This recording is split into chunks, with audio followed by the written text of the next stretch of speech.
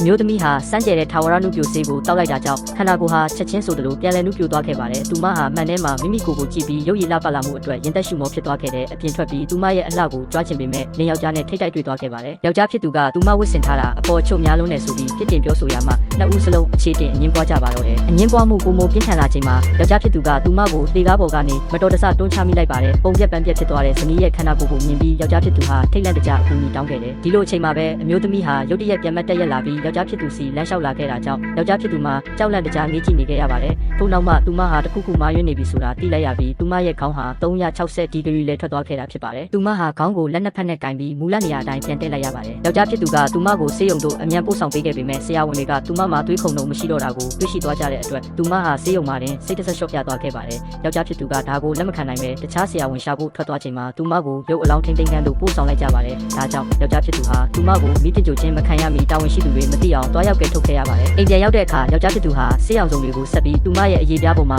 ပကြီးဆွဲရေးဆွဲပေးခဲ့တဲ့စနစ်တကျပြန်လည်ပြင်ဆင်ပေးအပြီးမှာတော့အမျိုးသမီးဟာပုံမှန်အတိုင်းပြန်ဖြစ်သွားရုံများမကရခင်ကထပ်ပင်ပုံမူလှပလာခဲ့ပါတယ်။ဒီလိုပုံမှန်မဟုတ်တဲ့အခြေအနေကိုမခံမရနိုင်တော့တဲ့အတွက်ယောက်ျားဖြစ်သူဟာဖတ်သွားဖို့ဆုံးဖြတ်ခဲ့ပေမဲ့အမျိုးသမီးကခွင့်မပြုခဲ့ပါဘူး။သူမရဲ့ခန္ဓာကိုယ်ကိုပျက်စီးတိုင်းပြန်လည်ပြင်ဆင်ပေးဖို့သူ့ကိုလိုအပ်နေသေးတာကြောင့်ဖြစ်ပါတယ်။ဒါကြောင့်သူမဟာယောက်ျားဖြစ်သူကိုစိတ်ခတ်ပြီးသူ့ကိုပါထာဝရမသိနိုင်တဲ့စိတ်တောက်စေခြင်းခဲ့ပါတယ်။ဒါပေမဲ့ယောက်ျားဖြစ်သူကထာဝရနုပြိုဆေးကိုမှောက်ချပစ်လိုက်ပါတယ်။စိတ်ပြက်လက်ပြက်ဖြစ်သွားတဲ့အမျိုးသမီးကသူ့ကိုအပြင်းထန်ရိုက်နှက်လိုက်တာကြောင့်ရိုက်ချက်ကြောင့်မိမိမျောမျောဖြစ်သွားခဲ့တဲ့သူမဟာယောက်ျားဖြစ်သူကိုဆုံးမကြီးရဲ့ရဲတိုက်စီတဲဆောင်သွားပြီးလက်ချောင်းကိုအနဲ့ထိုးကဆေးတစ်ဆက်တို့ပေးလိုက်တဲ့အခါဒဏ်ရာဟာချက်ချင်းပြောက်ကွင်းသွားခဲ့ပါတယ်။ဆုံးမကြီးကသူ့ကိုထာဝရအသက်ရှင်ဖို့ဆေးတောက်ရန်စီးရုံးခဲ့ပေမဲ့ထိုအမျိုးသားကရုတ်တရက်ငင်းဆန်လိုက်ပါတယ်။ကျွန်တော်ထာဝရမရှင်တန်ခြင်းဘူးမင်းတို့ကတော့ဘယ်တော့မှအိုမင်းသွားမှာမဟုတ်ဘူး။ဒါပေမဲ့ကျန်တဲ့သူတွေအားလုံးကအိုမင်းတေဆုံးသွားကြမှာကျွန်တော်ပတ်ဝန်းကျင်ကလူတွေတယောက်ပြီးတယောက်တေဆုံးသွားတာကိုကျွန်တော်ထိုင်ကြည့်မနေနိုင်ဘူးလို့ပြောခဲ့ပါတယ်။ထို့နောက်အဲ့ဒီအမျိုးသားဟာတမြောင်ငယ်ကိုယူပြီးမီးလိုင်းကိုကက်ကြီးနဲ့ဖြတ်ပြီးအမောင်ထုထဲထွက်ပြေးသွားခဲ့ပါတယ်။နေရန်ကိုလှေကားနဲ့တက်ပြီးလွတ်မြောက်ဖို့ကြိုးစားချိန်မှာအမျိုးသမီးကချက်ချင်းလိုက်လံဖမ်းဆီးခဲ့ပါတယ်။အဲ့ဒီအချိန်မှာအမျိုးသားဟာခြေချော်ပြီးလေထဲမှာတွဲလောင်းဖြစ်ကြံခဲ့ပါတယ်။ အမျိုးသမီးကအသက်ဘေးမှလွတ်မြောက်ရန်ဆေးကိုတောက်ဖို့ငိုယိုတောင်းပန်ခဲ့ပေမဲ့